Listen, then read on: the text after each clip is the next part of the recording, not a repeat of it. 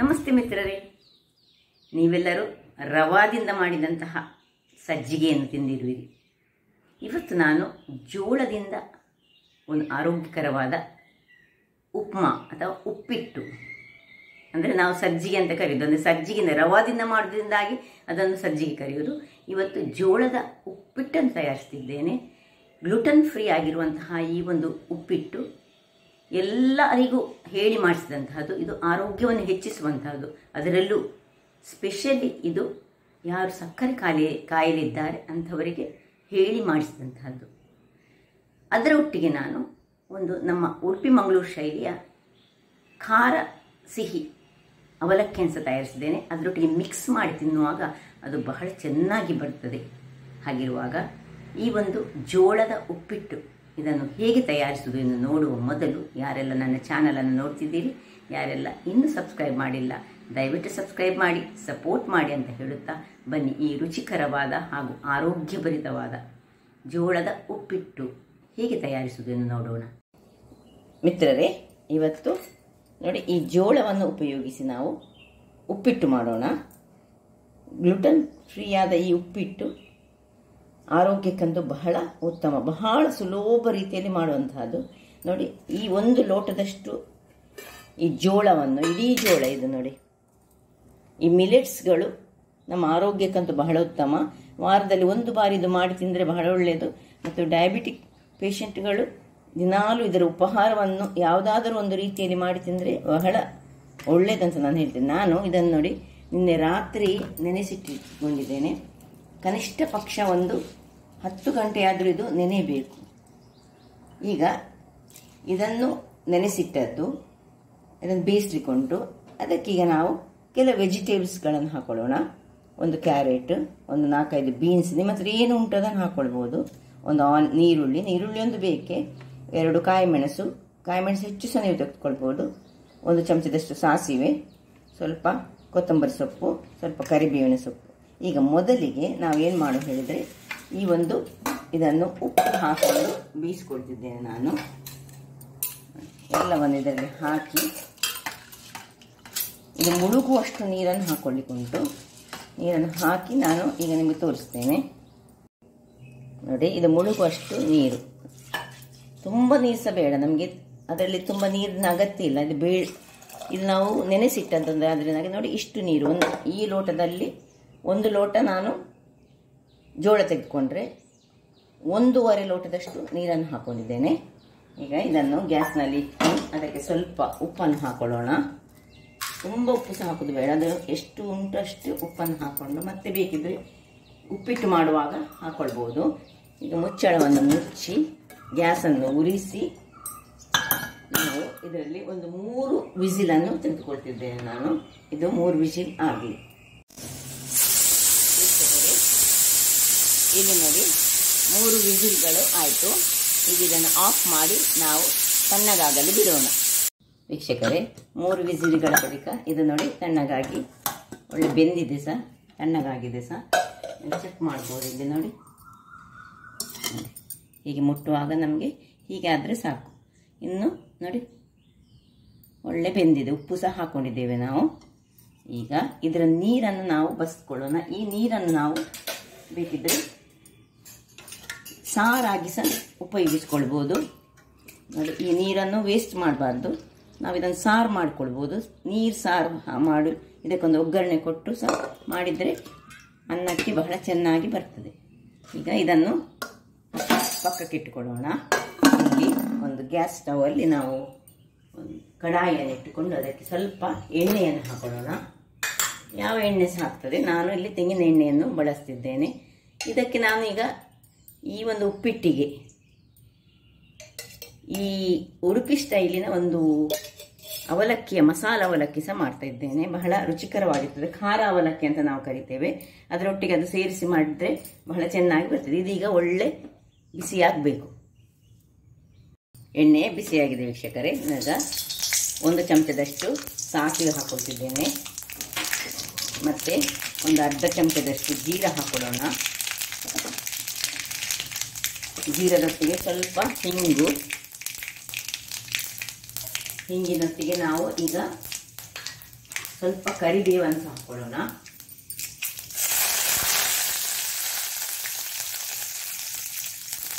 ಕಾಯಿ ಮೆಣಸು,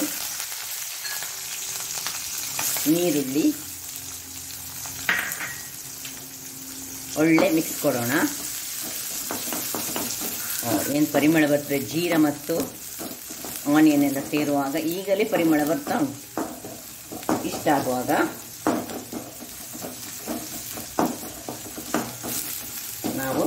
ನಾವು ನಿಮ್ಮ ಹತ್ರ ಯಾವುದೆಲ್ಲ ವೆಜಿಟೇಬಲ್ಸ್ ಉಂಟು, ಏನು ವೆಜಿಟೇಬಲ್ಸ್ ಇಲ್ಲದೆ ಸಹ ಮಾಡ್ಬೋದು, ಇದ್ದದ್ದನ್ನು ಹಾಕ್ಕೊಂಡು ಮಾಡ್ಬೋದು. ಮಿಕ್ಸ್ಡ್ ವೆಜಿಟೇಬಲ್ಸ್ ಯಾವುದು ಹಾಕ್ಕೊಳ್ಬೋದು. ನಾನು ಸ್ವಲ್ಪ ಕ್ಯಾರೆಟ್ ಹಾಕ್ಕೊಳ್ತಿದ್ದೇನೆ, ಸ್ವಲ್ಪ ಗ್ರೀನ್ ಪೀಸ್ ಹಾಕ್ಕೊಳ್ತಿದ್ದೇನೆ. ಇದು ಹಸಿ ಗ್ರೀನ್ ಪೀಸ್. ನಿಮ್ಮ ಹತ್ರ ಇರದಿದ್ರೆ ಅದು ಅಗತ್ಯ ಇಲ್ಲ, ಹಾಕಬೇಕಂತಿಲ್ಲ. ಸ್ವಲ್ಪ ಸಣ್ಣದಾಗಿ ಕತ್ತರಿಸಿದ ಬೀನ್ಸನ್ನು ಹಾಕ್ಕೊಳ್ತಿದ್ದೇನೆ. ಇದು ನಾವೀಗ ಫುಲ್ ಆಫ್ ವೆಜ್ಜನ್ನು ಯೂಸ್ ಮಾಡಿ, ವೆಜಿಟೇಬಲ್ಸನ್ನು ಯೂಸ್ ಮಾಡಿ ಮಾಡುವಂತಹ ಒಂದು ಉಪ್ಪಿಟ್ಟು.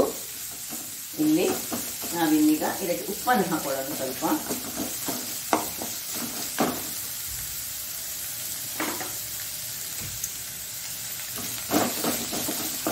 ಆಲ್ರೆಡಿ ನಾವು ಜೋಳ ಬೇಯಿಸುವಾಗ ಸಹ ಉಪ್ಪನ್ನು ಹಾಕೊಂಡಿದ್ದೇವೆ.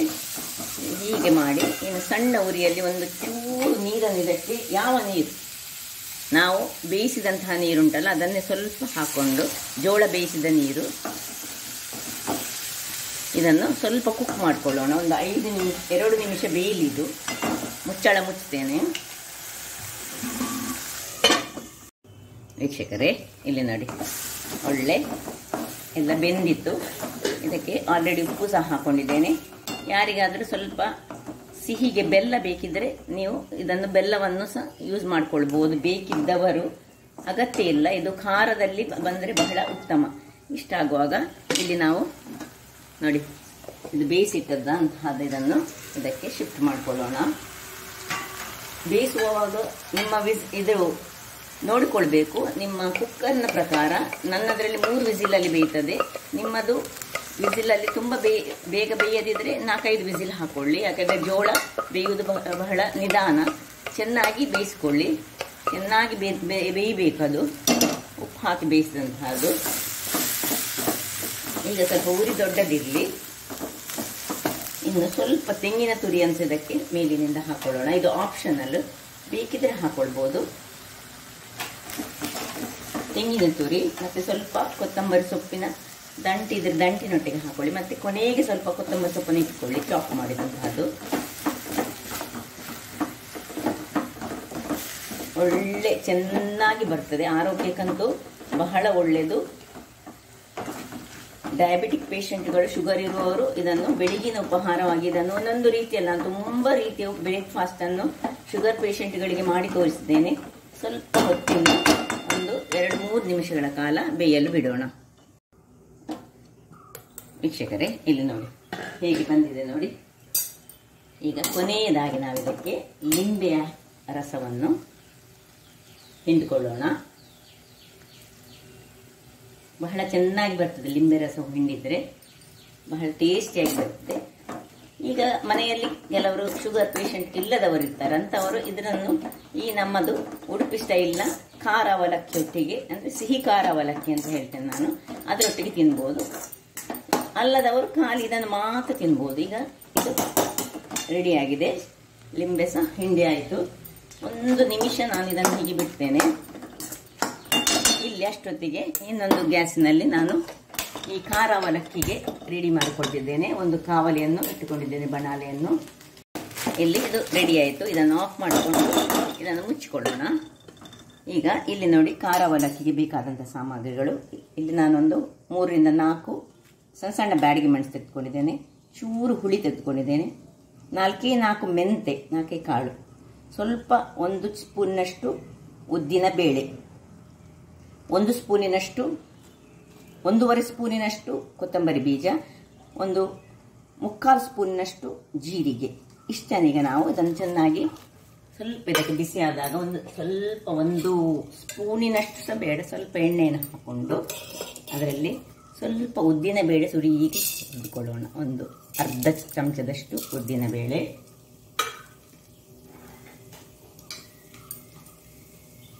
ಅದು ಸ್ವಲ್ಪ ಬಿಸಿ ಆಗುವಾಗ ಅದಕ್ಕೆ ಒಂದು ಎಳೆಯಷ್ಟು ಕರಿಬೇವಿನ ಸೊಪ್ಪು. ಇದು ಸ್ವಲ್ಪ ಕರಿಬೇವಿನ ಸೊಪ್ಪು ಹೆಚ್ಚು ಹಾಕಿದರೆ ಸಹ ಬಹಳ ಒಳ್ಳೆಯದಾಗಿ ಬರ್ತದೆ. ಇನ್ನು ಮೆಣಸನ್ನು ಹಾಕ್ಕೊಳ್ತಿದ್ದೇನೆ. ನಿಮಗೆ ಖಾರಕ್ಕೆ ತಕ್ಕಷ್ಟು ಮೆಣಸು. ನಿಮಗೆ ಖಾರ ಹೆಚ್ಚು ಬೇಕಿದ್ರೆ ಹೆಚ್ಚು ಖಾರ, ಕಡಿಮೆ ಬೇಕಿದ್ರೆ ಕಡಿಮೆ. ಅದಕ್ಕೆ ಖಾರ ಮಾಡಿದರೆ ಒಳ್ಳೆಯದಾಗ್ತದೆ. ಈ ಒಂದು ನಾವು ಮಾಡಿದಂತಹ ಜೋವರಿದ್ದು ಇದರೊಟ್ಟಿಗೆ ಇದು ತಿನ್ನಲಿಕ್ಕೆ ಬಹಳ ಚೆನ್ನಾಗಿ ಬರ್ತದೆ. ಇನ್ನು ಉಳಿದ ಕೊತ್ತಂಬರಿ, ಜೀರಿಗೆ ಹಾಗೂ ಮೆಂತೆಕಾಳು ಇವುಗಳನ್ನೆಲ್ಲ ಹಾಕ್ಕೊಳ್ತಿದ್ದೇನೆ. ಸ್ವಲ್ಪ ನಾನು ಉದ್ದಿನ ಬೇಳೆ ಇಟ್ಟುಕೊಂಡಿದ್ದೇನೆ, ಅದು ಮತ್ತೆ ನಮಗೆ ಅದಕ್ಕೊಂದು ಒಗ್ಗರಣೆ ಕೊಡಲಿಕ್ಕೆ ಉಂಟು, ಆಗ ಬೇಕಾಗ್ತದೆ. ಇದನ್ನು ಸ್ವಲ್ಪ ಫ್ರೈ ಮಾಡಿಕೊಳ್ಳೋಣ. ಸ್ವಲ್ಪ ಕರಟಬಾರ್ದು, ಸಣ್ಣ ಉರಿಯಲ್ಲಿ ಆದಷ್ಟು ನಾವು ಇದನ್ನು ಫ್ರೈ ಮಾಡಿಕೊಳ್ಬೇಕು. ಆಯ್ತಿದೀಗ ಇದನ್ನೀಗ ನಾನು ತಣ್ಣಗಾಗಲಿಕ್ಕೆ ಬಿಡ್ತೇನೆ. ವೀಕ್ಷಕರೇ, ಇಲ್ಲಿ ನೋಡಿ ಇದು ತಣ್ಣಗಾಗಿದೆ. ಈಗ ಇದನ್ನೊಂದು ಮಿಕ್ಸಿಗೆ ಹಾಕೊಳ್ಳೋಣ. ನೀವು ಇದನ್ನು ತುಂಬ ಪ್ರಮಾಣದಲ್ಲಿ ಮಾಡಿ ಬಾಟ್ಲಲ್ಲಿ ಮಾಡಿ ಇಟ್ಕೊಳ್ಬೋದು. ಹೀಗೆ ಇಂತಹ ಮಸಾಲೆಯನ್ನು, ಇಷ್ಟೇ ಮಸಾಲೆಯನ್ನು ಮಾಡಿ, ಅಂದರೆ ಈಗ ನಾನು ಒಂದು ಸತ್ತಿಗೆ ಮಾಡುವಷ್ಟು ಮಾಡಿದ್ದೇನೆ. ನೀವು ಒಂದು 5-6 ಸತ್ತಿಗೆ ಮಾಡುವಷ್ಟು ಒಂದು 10-15 ಮೆಣಸನ್ನು ಹಾಕ್ಕೊಂಡು 2-3 ಚಮಚದಷ್ಟು ಕೊತ್ತಂಬರಿ, 1 ಚಮಚದಷ್ಟು ಜೀರಿಗೆ ಮತ್ತು ಒಂದು 4-5 ಕಾಳು ಮೆಂತೆ ಹಾಕಿ ಹೀಗೆ ಫ್ರೈ ಮಾಡಿ ಪೌಡರ್ ಮಾಡಿ ಇಟ್ಕೊಳ್ಬೋದು. ಈಗ ನಾನು ಇದನ್ನು ಸ್ವಲ್ಪ ಪೌಡರ್ ಮಾಡಿ ತರ್ತೇನೆ, ಆಮೇಲೆ ಏನು ಮಾಡಬೇಕಂತ ಹೇಳ್ತೇನೆ. ವೀಕ್ಷಕರೇ, ಇಲ್ಲಿ ನೋಡಿ ಇಷ್ಟು ಪೌಡರ್ ಆಯಿತು. ಈಗ ನಿಮಗೆ ಕಾಣ್ಬೋದು, ಇದು ಸಾಧಾರಣ ಹದದಲ್ಲಿ ಪೌಡರ್ ಆಯಿತು. ಇನ್ನೀಗ ಇದಕ್ಕೆ ಸ್ವಲ್ಪ ಉಪ್ಪನ್ನು ಹಾಕ್ಕೊಳ್ತಿದ್ದೇನೆ ನಾನು. ರುಚಿಗೆ ತಕ್ಕಷ್ಟು ಉಪ್ಪು ಮತ್ತು ಇಷ್ಟು ಹುಳಿಯನ್ನು ಹಾಕ್ಕೊಳ್ತಿದ್ದೇನೆ. ಸ್ವಲ್ಪ ಹೀಗೆ ಮಾಡ್ಕೊಂಡು ಹಾಕಿ, ಇನ್ನು ತೆಂಗಿನ ತುರಿ, 1 ಬೌಲ್ ತೆಂಗಿನ ತುರಿ. ನಾನೀಗ 2 ಬೌಲ್ನಷ್ಟು ಅವಲಕ್ಕಿಯನ್ನು ತೆಗೆದುಕೊಂಡಿದ್ದೇನೆ, ಆದರೆ 1 ಬೌಲ್ ತೆಂಗಿನ ತುರಿ ನೀವು ಎಷ್ಟು ಹಾಕ್ತೀರ ಅಷ್ಟು ಚೆನ್ನಾಗಿ ಬರ್ತದೆ. ಮತ್ತು ಅರ್ಧ ಬೌಲ್ನಷ್ಟು ಬೆಲ್ಲ ನಿಮ್ಮ ಸಿಹಿಗೆ ತಕ್ಕಷ್ಟು. ಖಾರ ಹೆಚ್ಚು ಬೇಕಿದ್ರೆ ಹೆಚ್ಚು ಖಾರ, ಬೆಲ್ಲ ಕಡಿಮೆ ಬೇಕಿದ್ರೆ ಕಡಿಮೆ ಬೆಲ್ಲ ಹಾಕ್ಕೊಳ್ಬೋದು. ಈಗ ಇದನ್ನು ಪುನೊಮ್ಮೆ ಚೆನ್ನಾಗಿ 2 ಸುತ್ತಿ ತರ್ತೇನೆ. ವೀಕ್ಷಕರೇ, ಇಲ್ಲಿ ನೋಡಿ ಈ ರೀತಿಯಾಗಿ ಬರ್ತದೆ. ಇದರಲ್ಲಿ ಕೊನೆಗೆ ನಾನು ಹುಳಿ, ತೆಂಗಿನಕಾಯಿ ಮತ್ತು ಬೆಲ್ಲ ಹಾಕೊಂಡದ್ದು. ಈಗ ಇದನ್ನು ಒಂದು ಬೌಲಿಗೆ ಶಿಫ್ಟ್ ಮಾಡ್ಕೊಳ್ಳೋಣ.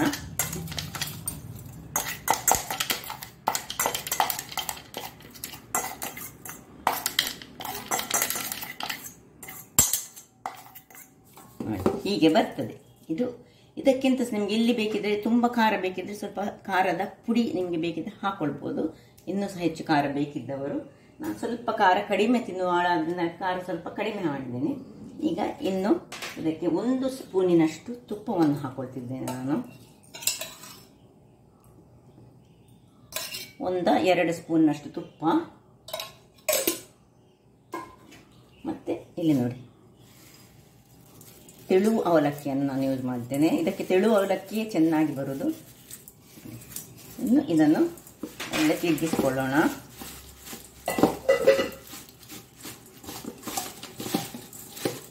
ಒಳ್ಳೆ ಖಾರವಾಗಿ ಬಹಳ ಚೆನ್ನಾಗಿ ಬರ್ತದೆ. ಇದಕ್ಕೆ ಈಗ ಒಂದು ಒಗ್ಗರಣೆ ಕೊಡಲಿಕ್ಕೆ ಉಂಟು. ಒಗ್ಗರಣೆಗೆ ನಾನು ಇಲ್ಲಿ ಇದನ್ನು ರೆಡಿ ಮಾಡಿ ಇಟ್ಕೊಂಡಿದ್ದೇನೆ. ಅದೇ ಬಾಣಲೆಯನ್ನು ರೆಡಿ ಮಾಡಿದ್ದೇನೆ ನೋಡಿ.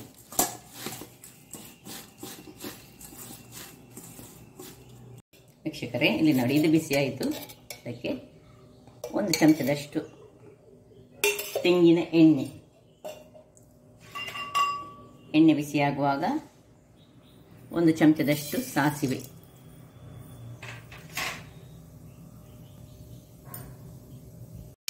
ಹೊಡೆಯುವಾಗ ಈಗ ಉದ್ದಿನ ಬೇಳೆಯನ್ನು ಹಾಕ್ಕೊಳ್ತಿದ್ದೆ. ಸ್ವಲ್ಪ ಉದ್ದಿನ ಬೇಳೆ 1 ಚಮಚದಷ್ಟು ಬೇಕಾಗ್ತದೆ. ಅದು ಒಳ್ಳೆ ಫ್ರೈ ಆಗಬೇಕು ಇದರಲ್ಲಿ, ಹಾಗಾದ್ರೆ ಚೆನ್ನಾಗಿ ಬರ್ತದೆ. ಇನ್ನು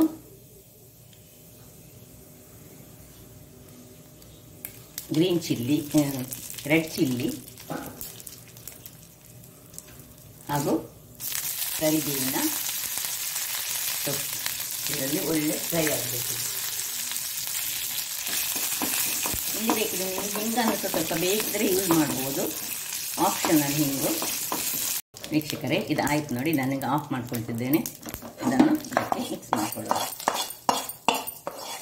ಉಡುಪಿ ಸ್ಟೈಲಿನ ಖಾರ ಅವಲಕ್ಕಿ ಸಹ ರೆಡಿ ಆಯಿತು. ಈ ಒಂದು ಇಲ್ಲಿ ಜೋವರಿದ್ದು ಅಂದರೆ ಜೋಳದ ಉಪ್ಪಿಟ್ಟು ಸಹ ರೆಡಿಯಾಗಿದೆ. ಈಗ ಎರಡನ್ನು ಸಹ ಒಟ್ಟಿಗೆ ನಾವು ತಿನ್ನಲಿಕ್ಕೆ ಬಹಳ ಚೆನ್ನಾಗಿ ಬರ್ತದೆ. ಯಾರಿಗೆ ಸ್ವೀಟ್ ಬೇಡ ಅಂತವರು ಇದನ್ನು ತಿನ್ನದಿದ್ರೆ ಆಯಿತು. ಇದಕ್ಕೆ ಬೆಲ್ಲವನ್ನು ಸಹ ಸ್ವಲ್ಪ ತುಂಬ ಕಡಿಮೆ ಹಾಕಿ ಸಹ ಮಾಡಿಕೊಳ್ಬೋದು. ಈಗ ನಾನು ಸಹ ಸ್ವಲ್ಪ ಕಡಿಮೆ ಬೆಲ್ಲವನ್ನು ಯೂಸ್ ಮಾಡಿದ್ದೇನೆ. ನಿಮಗೆ ಬೇಕಿದ್ದರೆ ಬೆಲ್ಲ ಹಾಕದೆ ಸ್ವಲ್ಪ ಬೆಲ್ಲದಲ್ಲಿ ಸಹ ಮಾಡ್ಕೊಳ್ಬೋದು. ಹಾಗಾದರೆ ಈಗ ಸರ್ವ್ ಮಾಡುವಲ್ಲ ವೀಕ್ಷಕರೇ, ಸರ್ವಿಂಗ್ ಟೈಮ್. ನೋಡಿ ಏನು ಚೆನ್ನಾಗಿ ಬಂದಿದೆ ನೋಡಿ, ಕಲರ್ಫುಲ್ಲಾಗಿ ಮಾಡಿದಂತಹ ಜೋಳದ ಉಪ್ಪಿಟ್ಟು. ನಾವು ಸಜ್ಜಿಗೆ ಅಂತ ಕರೀತೇವೆ. ಸಜ್ಜಿಗೆಯನ್ನು ಮಾಡೋದ್ರಿಂದಾಗಿ ಸಜ್ಜಿಗೆ ಅಂತ ಕರಿತೇವೆ. ಆದರೆ ಇಲ್ಲಿ ಈಗ ನಾವು ಜೋಳದಿಂದ ಮಾಡಿದ್ದೇವೆ. ನೋಡಿ ಏನು ಚೆನ್ನಾಗಿ ಬಂದಿದೆ ನೋಡಿ, ಒಳ್ಳೆ ಕಲರ್ಫುಲ್ಲಾಗಿ ಉಂಟು. ಇದರ ಮೇಲೆ ಸ್ವಲ್ಪ ಕೊತ್ತಂಬರಿ ಸೊಪ್ಪು ಸಹ ಬೇಕಿದ್ರೆ ಹಾಕೊಳ್ಳೋಣ. ಇಲ್ಲಿ ಖಾರದ ಅವಲಕ್ಕಿದರೊಟ್ಟಿಗೆ ಬಹಳ ಚೆನ್ನಾಗಿ ಬರ್ತದೆ. ಇದರ ಕಾಂಬಿನೇಷನ್ ನಾವು ಹೇಗೆ ಈ ರವಾದಿಂದ ಮಾಡ್ತೇವಲ್ಲ ಸಜ್ಜಿಗೆ, ಹಾಗೆ ಭಾರಿ ಚೆನ್ನಾಗಿ ಬರ್ತದೆ. ನೋಡಿದ್ರಲ್ಲ ವೀಕ್ಷಕರೇ, ಬಹಳ ಒಂದು ಸುಲಭ ವಿಧಾನದಿಂದ ಒಂದು ಆರೋಗ್ಯಕರವಾದ ಜೋಳದ ಉಪ್ಪಿಟ್ಟನ್ನು ತಯಾರಿಸಿದ್ದೇನೆ. ಹಾಗಾದರೆ ನನ್ನ ಕುಕಿಂಗ್ ಚಾನಲ್ ನಿಮಗೆ ಇಷ್ಟ ಆದರೆ ಬೋಳೂರು ಸುವರ್ಣ ಚಾನಲನ್ನು ಲೈಕ್ ಮಾಡಿ, ಶೇರ್ ಮಾಡಿ ಹಾಗೂ ಸಬ್ಸ್ಕ್ರೈಬ್ ಮಾಡಿ ಹಾಗೂ ನನ್ನ ಇನ್ಸ್ಟಾಗ್ರಾಮ್ ಪೇಜನ್ನು ಫಾಲೋ ಮಾಡಿ. ಧನ್ಯವಾದಗಳು.